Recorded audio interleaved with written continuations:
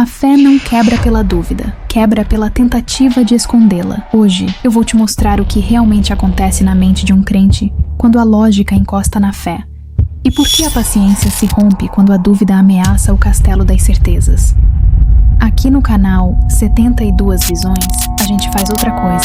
A gente desmonta certezas, expõe mecanismos mentais e te entrega uma forma mais lúcida de entender o mundo. Sem superstição, sem fanatismo e sem truque. Se isso te incomodar um pouco, ótimo. Mas se não te incomodar, é porque provavelmente você ainda não entendeu. Então já se inscreve no canal e deixa o seu like e vamos para a história.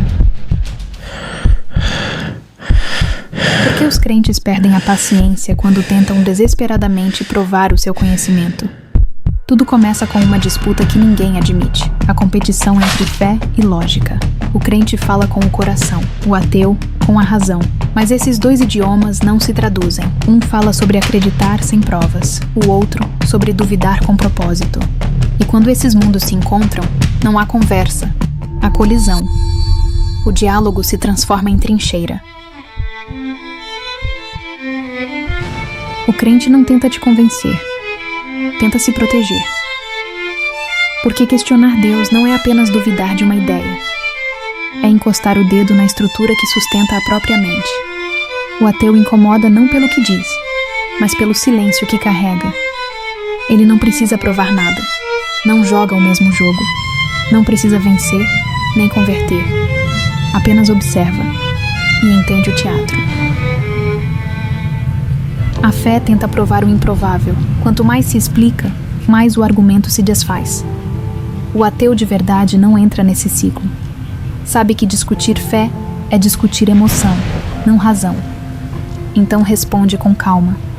Não é crença contrária, é ausência de provas. E encerra, sem ironia, sem raiva, apenas encerra. Mas, do outro lado, o crente sente o chão se abrir, porque toda fé tem um mecanismo de defesa. E o tom vira sermão, mas não é raiva, é medo. Medo de que a dúvida destrua o castelo que ele mesmo construiu. O ateu observa e entende. Sabe que não se trata de maldade, é autoproteção. A religião oferece abrigo, e o abrigo é confortável. É o lugar onde a resposta vem antes da pergunta.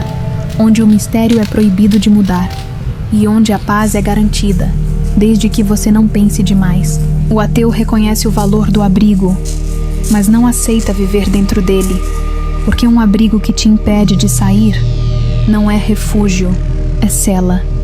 O racional entende que a fé é uma âncora, ela impede o naufrágio, mas também impede a travessia. A ética do ateu não é destruir o que o outro acredita, mas mostrar que é possível viver sem muletas, pensar sem precisar de aplausos do céu. Mas essa lucidez tem um preço. Pensar dói, duvidar dá vertigem, e se libertar exige perder o conforto da certeza. A fé é um anestésico para o caos, uma promessa de sentido embalada em palavras antigas. Ela consola, ela acalma, mas também adormece. E quando alguém acorda, os que ainda dormem chamam de blasfêmia. A paciência do crente se esgota quando o seu dogma encontra o espelho da lógica, porque o espelho não mente. Ele devolve o que está ali. Sem filtro, sem bênção, sem castigo. E a fé, sem a narrativa que a sustenta, fica nua. É nesse instante que o desespero aparece, quando o sagrado se vê sem o palco da certeza. O crente tenta preencher o vazio com volume.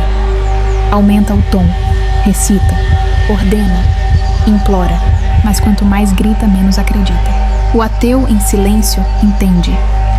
Sabe que não é uma guerra entre pessoas. É uma guerra dentro das pessoas. É a mente tentando equilibrar o medo e a razão. A fé quer conforto. A lógica quer coerência. E o corpo fica no meio, tenso. Não existe mal em acreditar.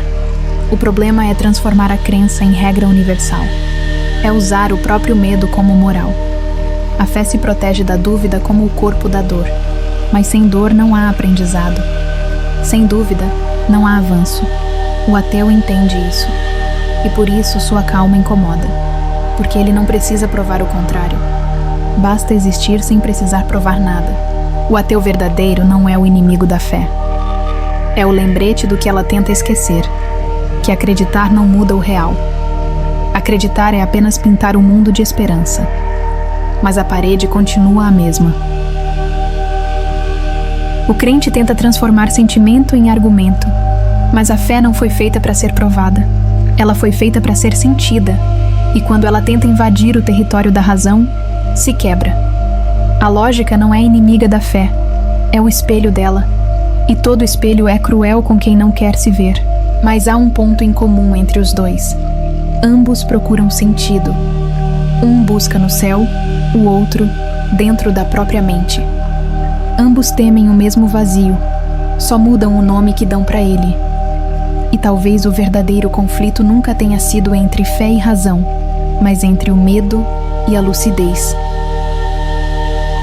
No fim, a verdade não é troféu, é espelho. E só encara o espelho quem tem coragem de se ver nu. Sem crenças, sem certezas, sem o papai do céu para segurar a mão. Talvez o verdadeiro milagre não esteja em provar que Deus existe, mas em aceitar quando não há mais nada para provar.